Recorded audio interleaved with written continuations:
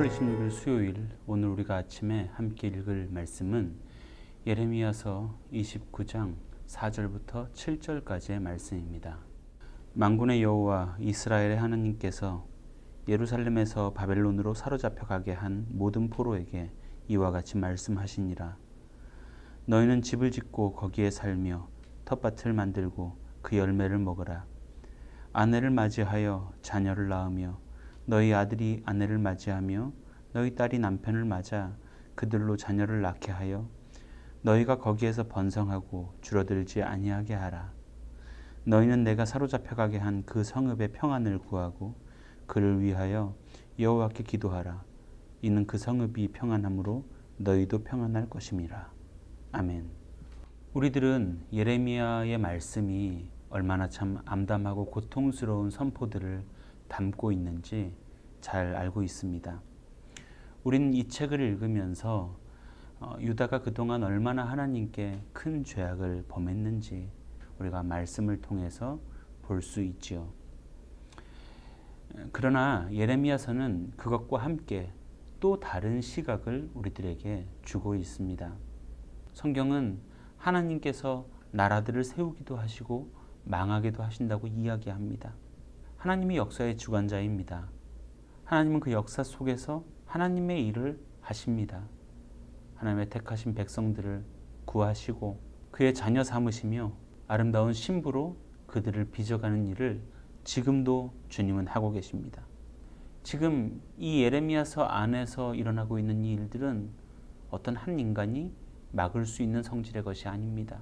도도하게 흘러가는 이 역사의 흐름을 그 어떤 인간도 바꿀 수 없습니다. 그리고 그 역사의 흐름을 주관하시는 분이 하나님이시라는 사실을 우리는 다시 한번 주지해야 될 것입니다. 사람들은 평화를 좋아합니다. 내 삶은 안정되길 바라고 내 주변은 평화로웠으면 좋겠죠. 유다의 백성들도 마찬가지였습니다. 하나님의 예언이라면서 귀에 듣기에 좋은 말, 달콤한 말들을 거짓으로 이야기하는 일들은 바로 그런 사람들의 요구에 응하면서부터 시작되었던 겁니다. 사람들은 올바른 이야기를 하는 진짜 예언을 하고 있는 예레미야보다는 그런 거짓 예언을 하는 사람들을 칭송했습니다. 이전 말씀에 바로 앞장에 나오는 하나냐 같은 경우는 2년 안에 이 바벨론의 포로 생활이 끝날 거라고 이야기하고 있습니다. 그러나 그는 2년이 아니라 2달도 되지 못해서 죽게 되었습니다. 우리가 하나님의 뜻을 바꿀 수 있습니까? 혹시 내가 하나님의 뜻을 기도나 어떤 선행으로 좌지우지할 수 있다고 생각하고 계시지 않습니까? 하나님은 하나님의 일을 하십니다. 그리고 그 일이 하나님의 사람들에게 복이 되는 것입니다. 우리 눈에 보기에 좋다고 내가 바라는 미래가 펼쳐진다고 해서 다 좋은 게 아니라는 거죠. 이 모든 하나님의 일은 사람의 생각과 판단으로 절대 재단할 수 없습니다. 깨달을 수도 없습니다. 인간은 모든 일이 다 지나고 난 후에야 비로소 그 일의 의미를 깨닫게 되고 그마저도 아주 어렴풋이 깨닫게 되는 경우가 더 많죠. 오늘 말씀 29장 10절, 11절을 한번 보겠습니다. 여호와께서 이와 같이 말씀하시니라.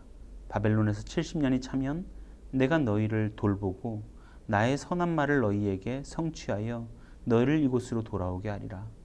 여호와의 말씀이니라. 너희를 향한 나의 생각을 내가 아나니 평안이요 재앙이 아니니라. 너희에게 미래와 희망을 주는 것이니라. 끝이 보이지 않을 것 같던 바벨론 포로 생활도 70년이 지나면 끝날 것이고 그리고 그 강하던 바벨론이란 대제국도 곧 망하게 될 것입니다. 분명한 것은 오늘 11절에 말씀하고 계시듯이 하나님만은 하나님 자신의 뜻이 어떤 것인지 다 알고 계시다는 겁니다. 그리고 그 뜻은 재앙을 주기 위함이 아니라 평안을 주기 위함이며 미래와 희망을 갖게 하는 뜻이라는 것을 말씀해 주고 있죠. 지금 눈에 보기에 좋은 것들을 원하십니까? 듣기에 달콤한 말씀들을 기대하고 계십니까? 우리는 이 세상을, 역사를 움직이는 하나님 앞에 겸허해야 합니다. 분명 우리는 지금 이 시대 새로운 도전 앞에 서 있습니다. 국제정세는 요동치고 인종 간의 분열은 끊임없습니다. 세계적인 기후의 변화, 기후의 변화 때문에 오는 여러 가지 자연재해들, 우리의 피부에 닿을 정도로 가깝게 와 있지요. 그리고 이 코로나 사태도 어떻게 이 세상을 변화시킬지 모릅니다. 지금도 변화시키고 있고 더 많은 우리 주변의 것들을 바꾸어 나갈 것입니다. 우리는 이 변화를 바꿀 수 없습니다. 이러한 움직임들을, 이 도도히 흐르는 역사의 흐름을 막아설 수 없죠. 예레미야가 올바로 하나님의 말씀을 대언했지만 그 역시 하나님의 뜻을 돌이킬 수 없었던 것처럼 말입니다. 우리는 이 대자연과 역사의 흐름 앞에서 한낱 나약한 인간일 뿐이라는 것을 기억해야 하고, 그리고 그 역사를 주관하시는 분은 우리 창조주 하나님이시라는 것을 기억해야 합니다. 그렇다면 우리는 무엇을 해야 할까요? 오늘 우리가 해야 될 일은 무엇일까요? 우리가 읽은, 오늘 시작 부분에 읽은 말씀 속에서 그걸 이야기해 주고 있다 생각합니다. 바벨론에 사로잡혀 갔던 사람들에게 하나님께서 거기서 땅을 일구고 자식들을 낳고 잘 살아라. 그리고 그 땅을 위해서, 그 땅의 평안을 위해서 기도하라.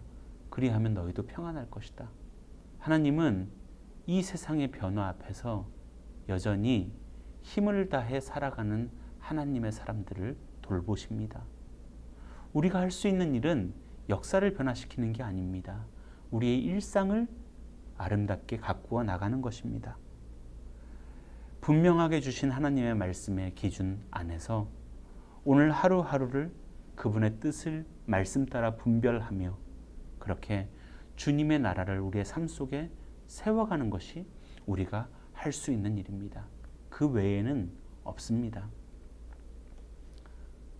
지금도 하나님이 우리 가운데 살아계시고 역사를 주관하시며 또한 내 삶을 주관하고 계신다는 사실을 확신하고 하나님의 일과 그분 앞에 겸허하게 오늘의 일상을 살아가시는 우리 모두가 되기를, 저와 여러분들 되기를 주님의 이름으로 축원드립니다. 기도하겠습니다. 하나님, 이 역사의 흐름 앞에서 한낱 연약한 우리들을 바라봅니다.